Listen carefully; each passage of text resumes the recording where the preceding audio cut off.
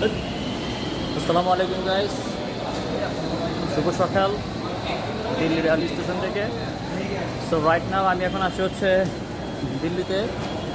দীর্ঘ 33 ঘন্টা জার্নির পর সকালে ফাইনালি দিল্লি আসলাম।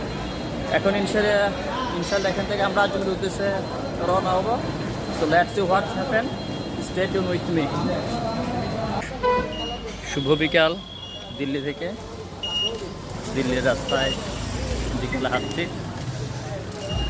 আজকে সারাদিন মোটামুটি দিল্লি শহরটা ঘুরলাম। এখন একটা হোটেল উঠছি, কালকে সকালে আমাদের ট্রেন আজমিরে যাওয়ার জন্য। সেখানে কিছু নাস্তা নিলাম, তো স্ন্যাক্স নিলাম সবাই বিকেলে নাস্তা করার জন্য। এখন দেখি কি হয়, আসলে এর কি অবস্থা। So life is short, let's enjoy. জীবনকে উপভোগ করতে হলে অবশ্যই ঘর থেকে বের হতে হবে, কারণ হচ্ছে বাসায় থেকে কখনো আপনি জীবনকে উপভোগ করতে পারবেন না।